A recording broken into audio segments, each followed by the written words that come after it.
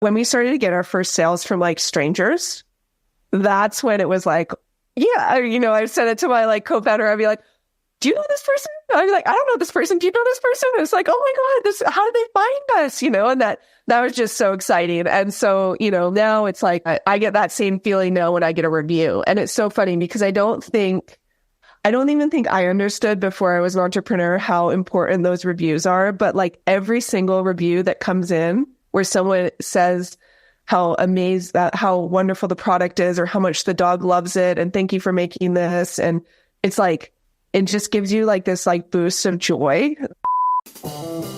At MBA Chartered Professional Accountants, we have 3 core beliefs. 1, we believe that business owners are the most important people on the planet.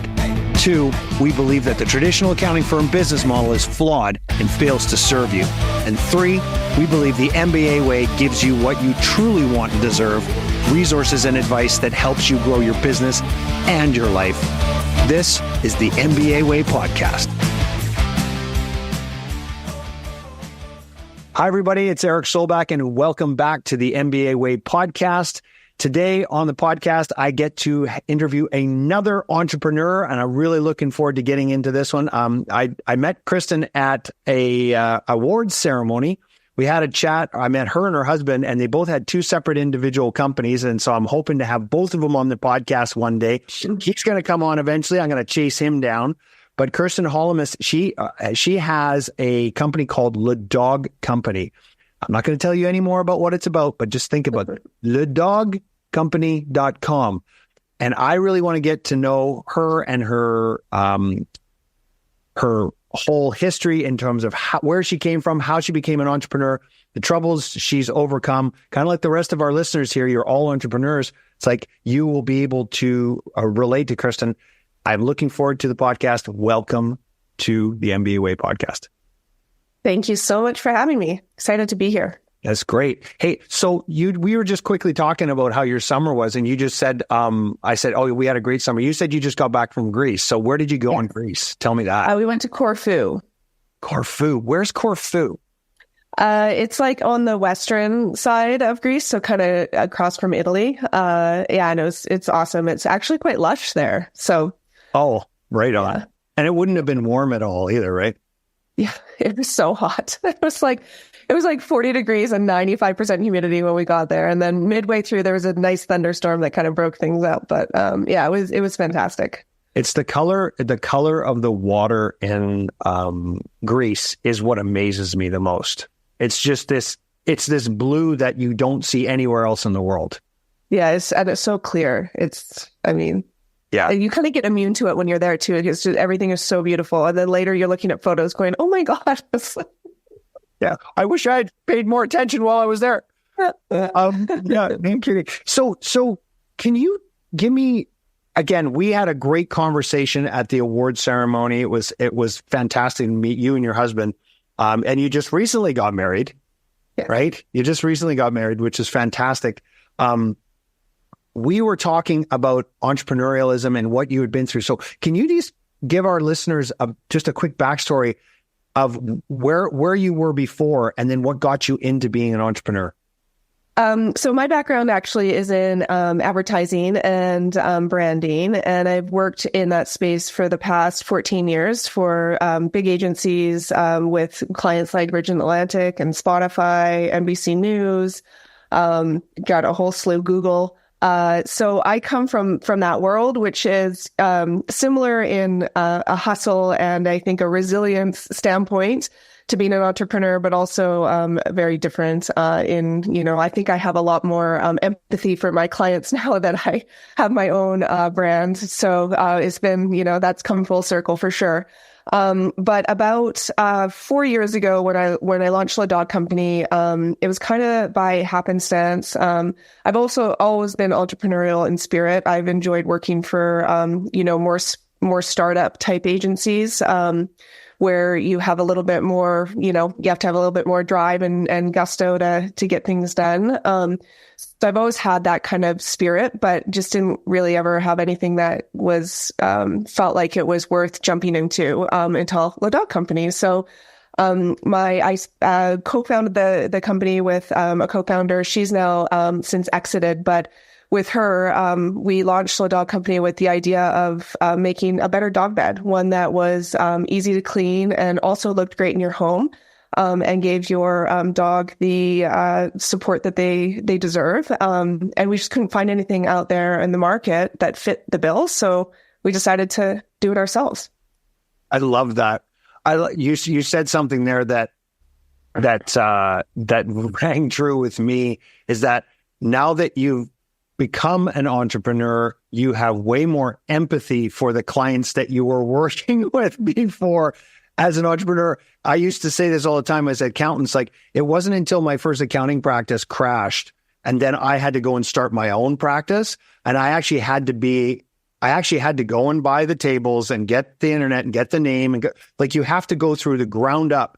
After I did that, I became such a way more valuable accountant to my clients because I had empathy and I understood. Like, I think and act like a business owner. So now I would imagine when you turn on your marketing and branding, you're looking at a business and you're like, oh, I totally get what you're going through now. Like, you realize how much you didn't know before. It's like you're giving advice to people and going, oh, now I understand that what I just said maybe isn't applicable to what they need.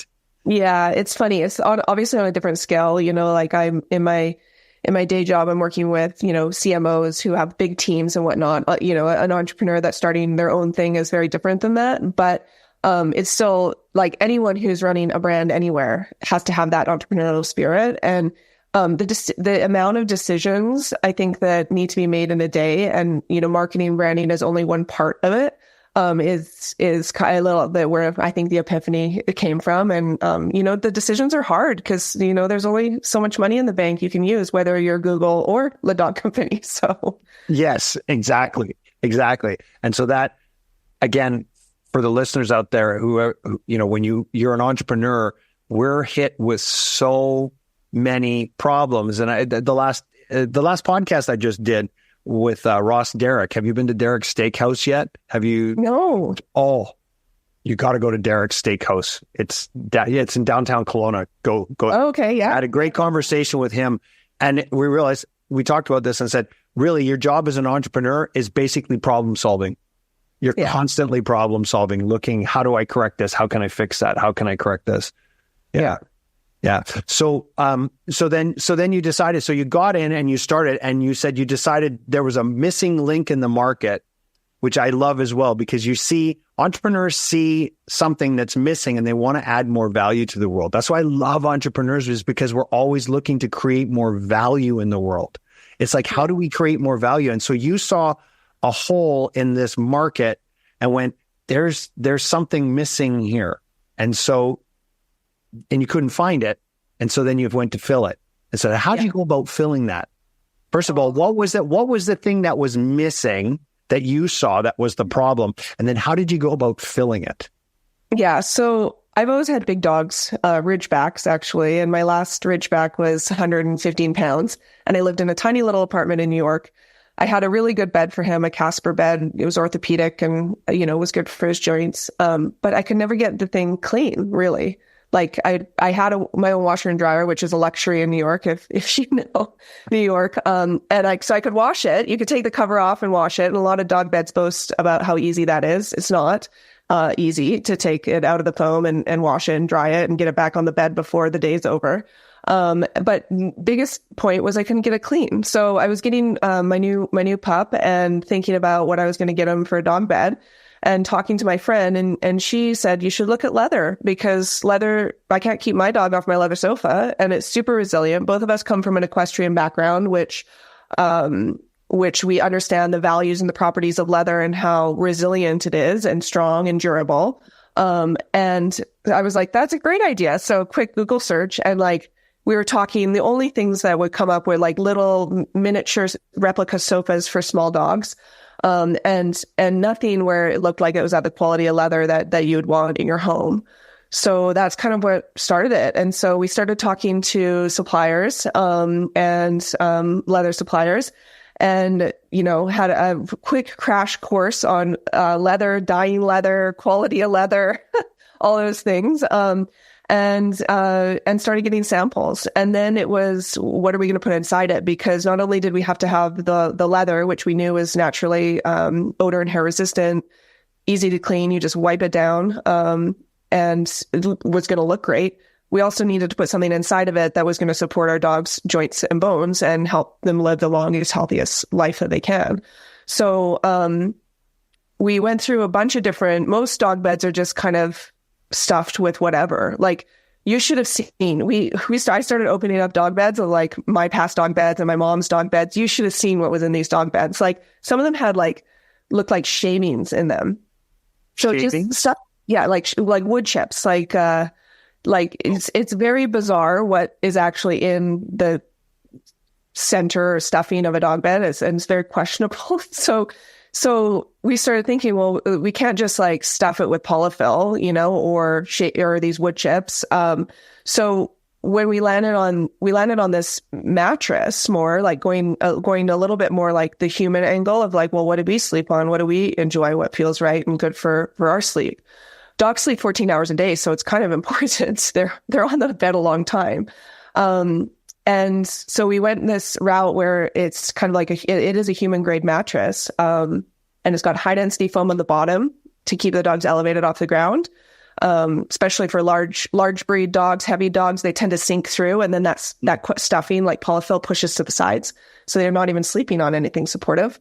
And then we did a cooling gel memory foam top, which works in conjunction with the breathable leather to help dogs regulate their temperature and then keep them asleep and not disrupt their sleep. And it comes rolled as like a Casper and ND. It's compressed foam, and you take it out. And the minute we put that in the dog bed shell that we had already had a sample on, it was like, it just clicked. It looked so beautiful. It was like this modern rectangle shape. And it was something that you would be proud to have behind you right now in your living room, without thinking, oh God, I better hide that dog bed. We got company coming over. So everything just kind of came into place, and, we knew that was it. So that's what we've had since the beginning. That's, it's funny because as you're explaining this, I'm looking down on the ground here right now, and I've got my little guy here. Here's Rocky. Oh, for those of you that are listening and can't see, go watch the video. You'll see Rocky. He's a little. Oh, Rocky. Rocky's 14 years old, and he's on this thing, which is minky and gross. And so when you were explaining, taking it apart and seeing what was inside it, I've tried to take that off and clean it, and it's so gross. And I'm like, yeah, because I was going, you could have this beautiful leather, and I've seen them, right? So do you make these just for big dogs, or are they made for little dogs as well? They're made for little dogs as well. We started with a small, medium, and large, and actually we transitioned to just medium and large because what we found was we actually sell the most of the large. And what we found was that small, medium dogs will fit on the medium, and small, medium, large dogs will fit on the large. So if people have the space, they tend to buy the large because 2 dogs can sleep on it. Or if you have a giant breed, of course the giant breed will fit. But and then small dogs like Chihuahua size, people just tend to have on their laps. So that wasn't really super applicable. So we just tried to streamline our SKUs early on, and we went straight to the medium and the large. Okay, right on. Yeah, actually that's funny because a lot of their beds that we have are way too big for them. Like it takes up a whole section of the room. You said, as you were explaining the problem that you saw, and then you went to fill that problem, you must go through a lot of iterations and changes and try this and test that and do all that. That's the research part. That's the investing. That's investing the time and the effort into solving this problem. And that's another thing that I love about entrepreneurs is that we'll go and spend the time and invest the energy to find, because we know there's a problem here. We want to fix it. We want to bring more value to the world, Yeah. And it's that curiosity and my dad used to say something. He'd always say that, well, that's a stupid design. And now I'm finding myself saying it now. I'm becoming like my dad. Yeah. Oh, that's a stupid design. And he was like, there's got to be a way to fix that. And that's what I love about what you did with Le Dog.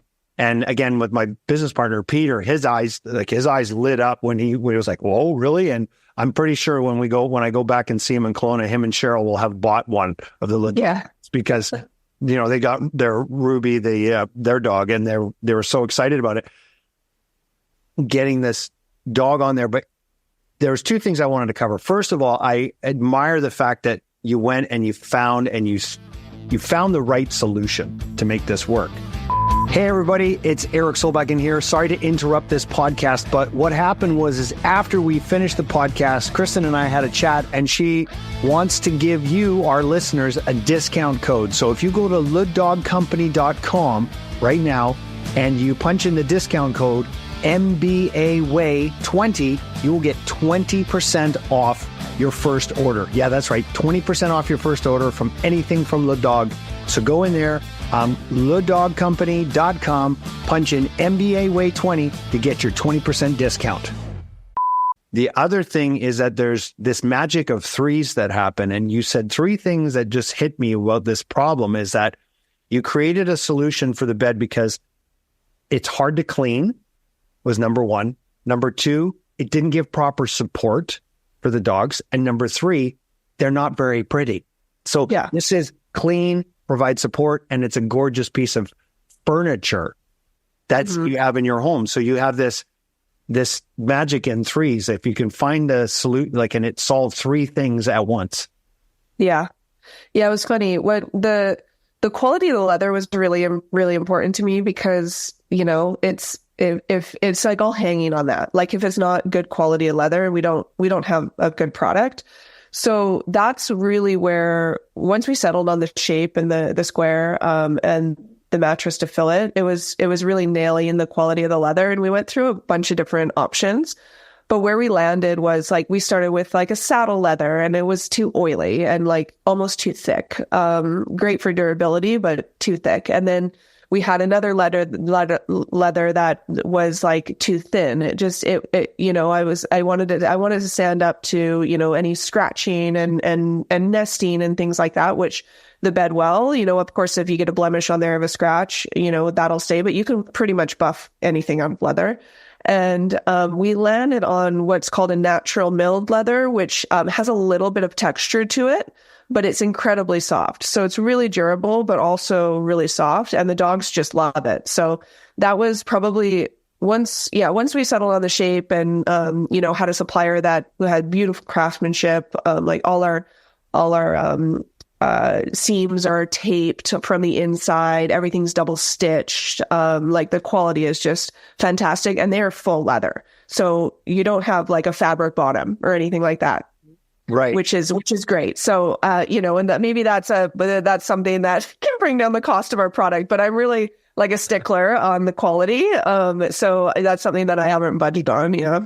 I was just laughing because I was thinking about this when my daughter, was playing on our leather couch, and she'd take all the mattresses off. She'd put it down on the ground and she'd play lava, right? She's jumping across one to one. And I remember now back that our dogs would end up crawling up and sleeping on them. And she'd be always like, no, Rocky, get out of the space. We're playing this game. And I'm like, so when you're saying that, it just brought this memory back of oh yeah, they did. The dogs do going on the couch. Well, what's funny about what you just said actually is my stepdaughter and niece, they're 9 and 11. And they love to gather up all the dog beds in the house. So I usually have a few kicking around. And they put them into the L of the sectional and have movie night. So they like to stuff them in there, and they create this whole floor mattress. And of course, then the dogs are like, that's my bed. So they come up and they're curled up on there. So it's just this big mattress on the ground with blankets and dogs and kids. And yeah, they love them. But I've spent, probably far too long sleeping on the dog beds myself. That's hilarious. They're really comfortable. Yeah. Rocky's looking at me now when are you going to buy me one? Yeah, exactly. He knows what we're talking about. Isn't that right, Rock? So here I'm very curious about this. So then when you found the first and you created the first prototype, and then how did you bring it to market? What was the first sale? Do you remember the first sale? and getting that first buy? Yeah, it's kind of funny. We, at the time, it was like right in the pandemic. We launched like December of 2020. Ouch. Because you know what? Why not? I don't know. There's no time like now, right? And we tried actually to launch with a Kickstarter.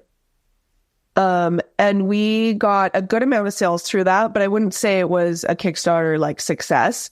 And I think I was just a little naive. Like I didn't really understand the Kickstarter world. And like I understand it a lot more now. Like you got to actually pump like quite a bit of money into that to promote it and whatnot. But we took the sales from the Kickstarter and kind of used that in December to kind of kick off our orders. And then we launched our D2C site in January of 2021.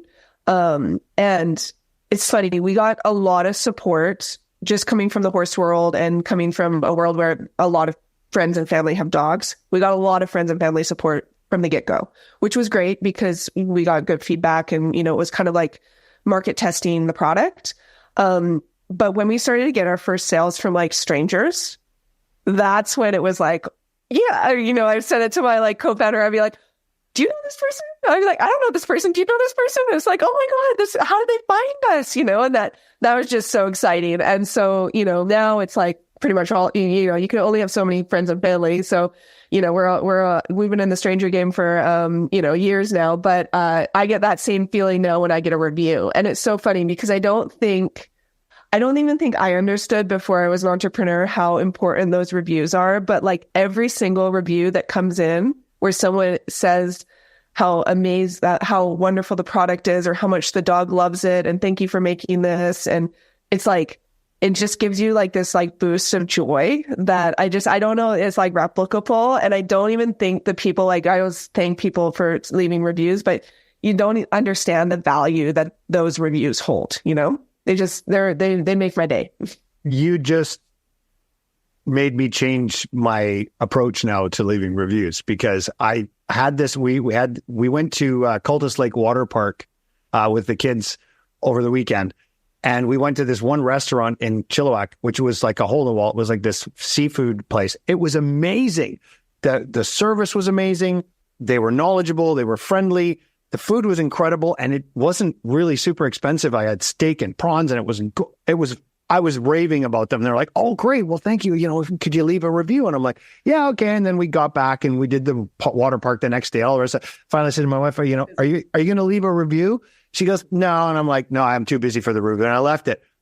But I never thought about how it would impact the owner and the staff to see that review to go, look at that. You get direct. Like they got a direct feedback from me, but then when you also see it online, then it becomes that tangible, right? Yeah.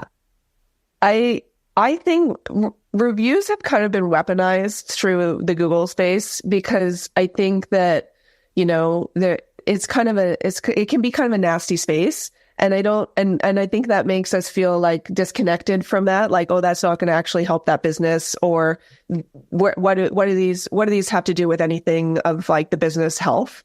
But they're as far as business health from a founder who reads those reviews and like laps them up just because they make me feel like this is the reason why I'm doing this is to help people and their pets. From that business health, it's just so valuable. It's invaluable. Yeah. Yeah. I'm a convert now. So and that's why I love doing these. I love doing this podcast because I learn so much from my guests and cause this is a learning experience. Like it's back and forth. I learned something from you and I'm changing. I swear I'm going to change on this one because now I'm like, this is really going to help give that boost of energy to the entrepreneur to go, yeah, you did an amazing job here. Thank you so much. Because again, that disconnect is there for me. Cause when they're talking, oh, could you leave us a review? It's like, do I put it in? And it just becomes part of the marketing. And like, there's almost a negative aspect to it. And I love what you said there, that's been weaponized. And it's almost like, I think you initially think that you're leaving a review to help them get more sales, which, site trust is a thing when you're e-commerce, and people look at those. And of course you look on, Yelp and see if a restaurant's good or bad. But I think that all comes with the territory, and if you're doing a good job, those things will take care of themselves. But just personally, I think selfishly, they're just such a booster. Yeah, I'm doing them from now on. Actually, I'm going to have to try and here's my promise. After I record this podcast, I'm going to go find the restaurant again, and I'm going to actually go leave a positive review of all the things I just said. I'm going to do that. So thank you. Hold you to it. Okay. And I will send you the link. I will email you the link, say, look, I did it. So I need to be, because accountability is a big thing for me. So this is great. So thank you. So you can be my accountability partner on this one. So perfect. Make that happen, because I'm pretty sure Rocky's not going to hold me to it, because the only thing he wants is a bed. So he's going to hold you to that one. He's going to hold me to that one. Poor guy. He's 14 years old. His sister's 16 years old, and they're still they're still doing. But here's the thing. Well, let's talk about the experience for the dog too. Like, we're big, and my partner Peter is big on this. We feed our dogs really well. We're giving them this great diet. We make sure they get exercise. I spend an inordinate amount of money on the veterinarian bills and all the rest of that. They're our fur children. But then when you think about their bed and what they're sleeping in, never crossed your mind, never crosses my mind until we talked about it this way, about the support and taking care of it, especially at the frail age that they're at now. Like, people love their pets. They're their fur children. And so this is that missing link to that. It's beautiful. You can clean it, and it helps support the dogs. Yeah. It's funny. I think in the past, like maybe 5-10 years, I think us as human beings have only just realized how important sleep is and how important the quality of our sleep is. In years past, it was like you'd brag about how much little sleep you were getting, and that was kind of like a badge. And now it's like the opposite. It's like, we know we need sleep to recover, and we know we need that to do our best. It's the same for our pets, and especially dogs. Like, the statistic is that they sleep 14 hours a day. I personally think my Ridgeback sleeps probably 19 and a half, but imagine you're sleeping and you're on the ground for that amount of time. That can't not affect you. So, getting them something that is supportive and supports their joints and their bones and relieves the pressure points, is pretty important to, their overall health. And we actually have partnered with a couple of vet clinics, one specifically in New Jersey called Sage, and they're a rehabilitation center. So they actually use our dog bed for all their therapies, for like their scans and their when they're ultrasounding and when they're doing like different therapies on the dogs, because one, the bed is easy to clean. They can keep it sanitary between the dogs. And two, it gives them this incredible support and makes them more comfortable while they're having their treatments. So that's something that's huge, from kind of like a brand standpoint for us, is that we're, putting something out into the world that's, not just extra, that is actually helping, and not, making, we're not just making dog beds to make more dog beds, I guess. Yeah. And you said something in there. I also pictured going in there and seeing this beautiful bed that the dog gets to sit on, to lie down, and you're looking at this and going, wow, it elevates the experience, that shows that they care that much more, that they have this beautiful piece of furniture for the dogs to sleep on. And the functionality is there, but it's not the functionality that the customer sees when they're bringing the dog in. They're saying, oh my God, this is beautiful. Right. Yeah. And so that kind of brings up another point that I wanted to kind of ask you, is that, and this is perfect, because you know branding, and branding is the number one thing. Is like, what are you selling? Are you selling a Kia? Or are you selling a Lamborghini? Where are you playing in the field, and where does it fit? And so, where do you see the dog? Where did that fit in for you? Like, and because you're going to be very consciously aware. And I have my other business, I think I told you about, is the Accountant Success Formula. So I'm a consultant with accounting firms. I'm also a partner at MBA. They were originally a consulting client of mine. And I'm always telling these accounting firms, I'm like, stop trying to serve everybody. Yeah. Stop trying to be all things to all people. Stop trying to do little old ladies tax return up to a multi-million-dollar company's corporate reorganization. No one's going to, you try and serve everybody, you're going to serve nobody well. Yeah, right. So it's this positioning. So how did you come up with your positioning, and where do you see yourself in that positioning as well? Yeah, it's funny. The dog bed space is like kind of, there's a white space that we're definitely occupying.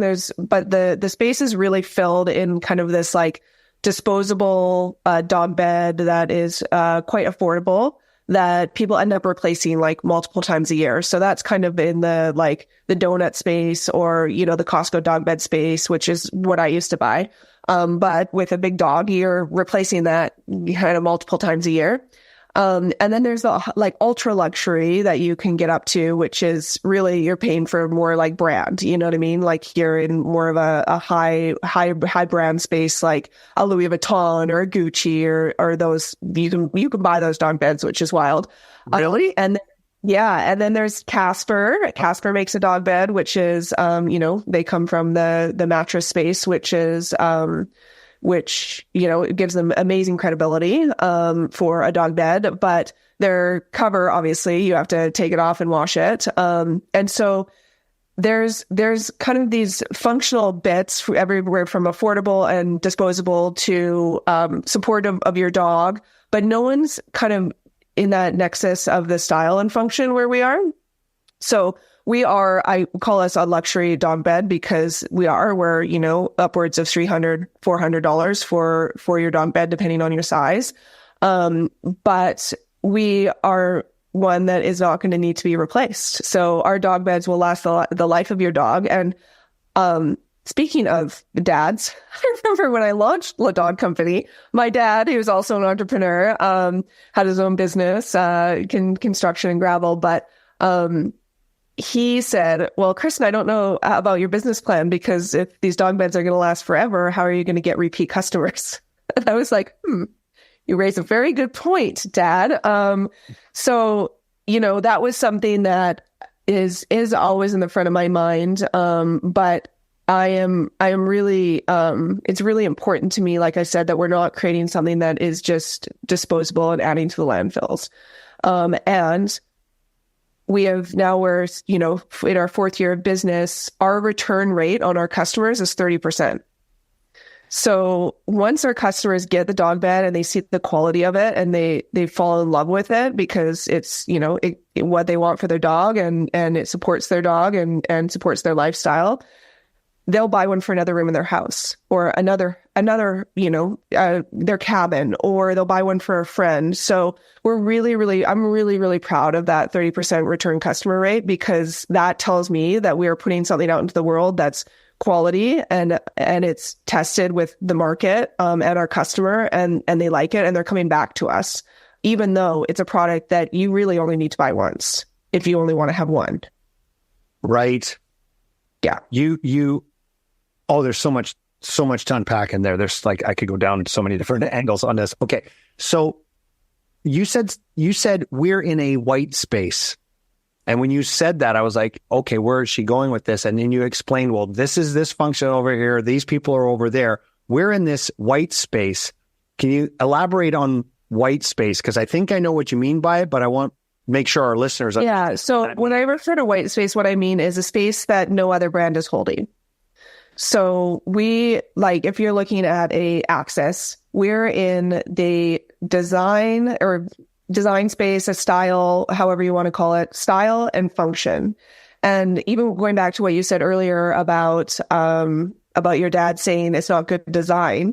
You know, I'm a huge design nerd. I always have been. I love mid-century design. And the principles that go along with that. And then my riding coach, when I was younger, used to say to me, form follows function. And I knew what she meant, because I knew what she wanted me to get to. It's like the right position on the horse is going to bring the right result. But I don't think I really understood that until I was older. And it's like, if something is designed well, it should work well as well. So we're in a space where we have a really good design, it's stylish, and that design also is functional for our consumer. And we've pulled that now through to our Lowalk collection. Any product that we make, I am a huge stickler to this. We're not just going to put a product out into the world to put it out into the world because it'll sell. I'm putting a product out into the world that needs to be functional and it needs to be stylish. And if it's not those two things, we're not making it. I have no interest in that. So there's a lot of brands out there that just white label products that are already made. You see them all over. They're the little, get dog leashes, neoprene dog leashes, or the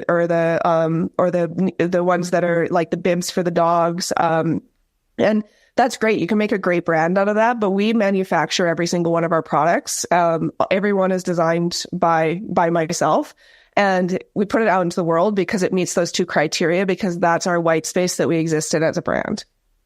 Okay. So again, I could go down so many angles here. I want to come back to the white space though. So for our listeners and hearing this, it sounds like you've created, I want to make sure I'm saying this correctly, is a industry of one, or you're in your space. There's no one else in your space. That's why it's a white space. There's nobody else there. You're the only one sitting there. It's like a brand of one type of thing. Is that what you mean by bright? Is that what you mean by white space, right? I wouldn't go so far as to say like we've created a new category. That's not, okay. Other dog beds that are stylish exist, but as far as the function of like the wipe it down with a cloth and don't have to take that cover off and put it in the washing machine, we're the only one. We are the only no launder dog bed. So we exist in this space of luxury and style and function, and nobody else is really, in my opinion, playing in that space. Sure, there are dog beds that, are easy to clean, but what does that mean? Right. I'm also a big proponent of the mindset that I have no competition. Like nobody is exactly me. Nobody is exactly us. And when I do business consulting with other businesses, I'm like, listen, embrace who you are and don't compete against other people. Be yourself. Like just, if there's no competition out there, you're not going to keep trying, because competition is comparing yourself to others. Just create your own space and own it. And I love the fact that you're so passionate about it, because you've taken all of your past experience. You're like, you love, riding horses and form over function, and you love the design of furniture, and then you love your dogs, and you've taken your experience and gone, I want to create this, and you own it 100%. Like when you talk about it, you can feel it. And that's what I loved when we first met. And I heard you talking about this. I could tell that you were passionate about it, right? And that's what I love about it, is it a passionate entrepreneur, because you have something you really want to give value to people, right? You want to bring value into the world. And that's where I was so frustrated with the accounting profession, is because they're so not giving any value. They're like punching in, you come in, bang, tax return, bang, tax return. How about we stop and say, what do you really want? I want to focus on the value you want in the world. And that's what you're bringing out. And so I love that you've owned your positioning in the market and said, this is who we are and this is what we're going to do. Now, you did say something about Lowat. What is that? You said your other brand. You said, was there something? Lowalk collection. Lowalk. So it is. Oh, Lowalk. Yeah, it's just another one of our products. So we have Le Bed collection, which is the dog beds, which we have the dog beds with the mattresses, and now we have dog beds that are mats that have just a thin layer of support in them, but they're more portable. So clients are loving those as like a secondary bed that they can have in the car or take on vacation with them, or a lot of them use them for training. So the dogs have like their place. And then Lowalk collection is our poop bags, collars, leashes that all work as a system.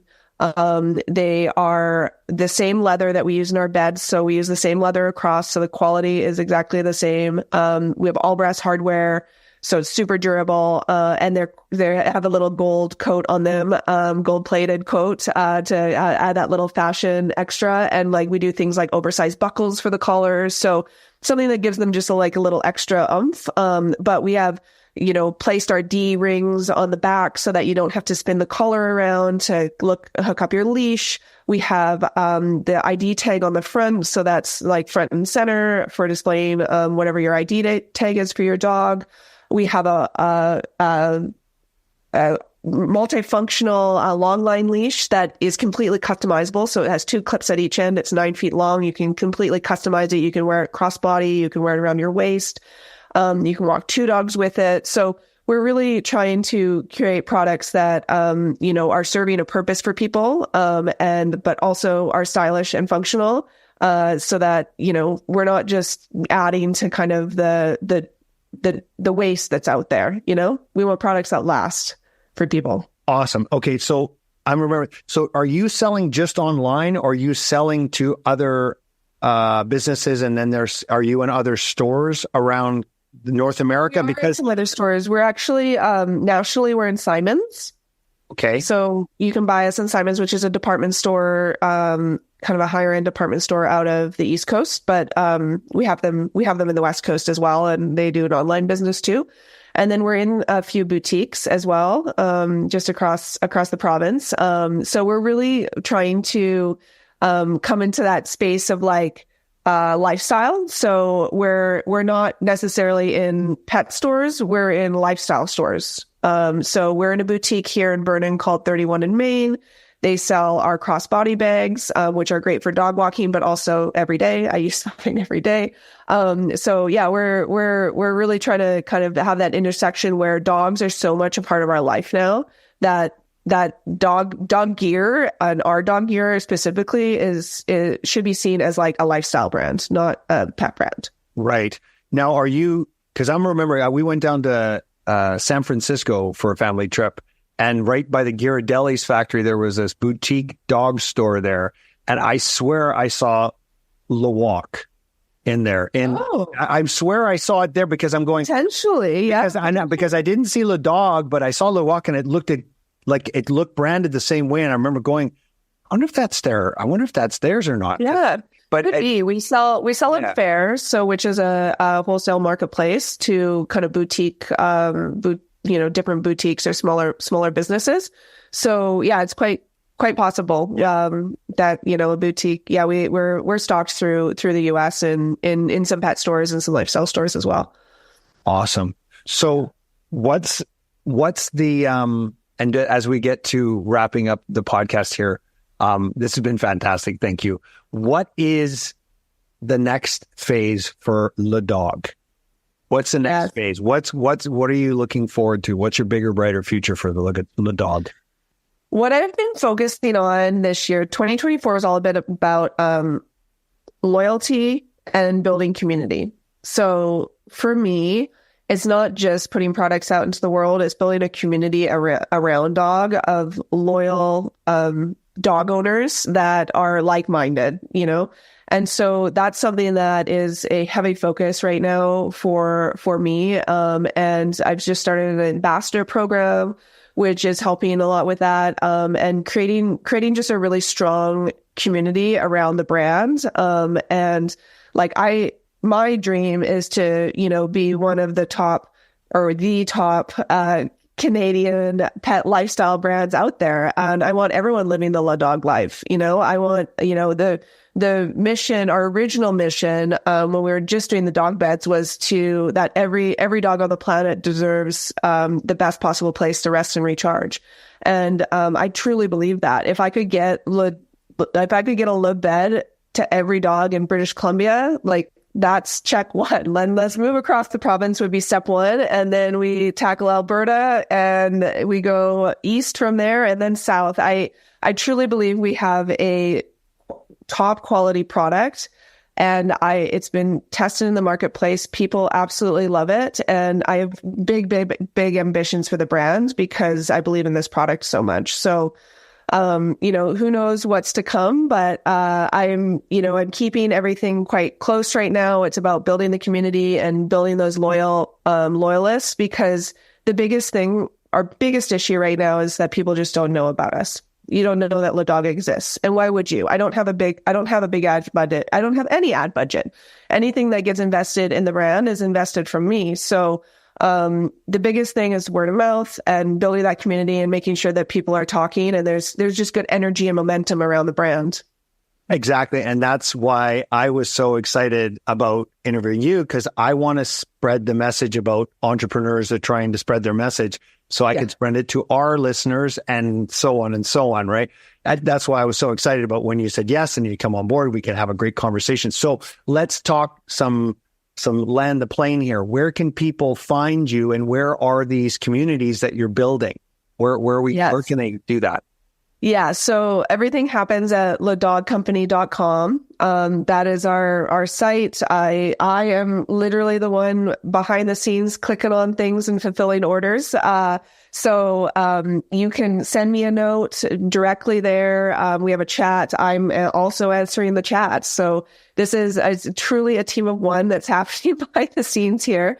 And then our social channels are, we put a lot of effort and time into those as well. And that's a great spot where we can interact with our communities. So please follow us on Instagram. It's Le Dog Company. I'm not very good on TikTok, but I'm trying. So we're on there as well at Le Dog Company. And then, of course, Facebook and LinkedIn and YouTube. So we've just launched a brand video that I've put live this week, so you can hear a little bit more about the brand and actually see what we were talking about today with the leather and the mattress.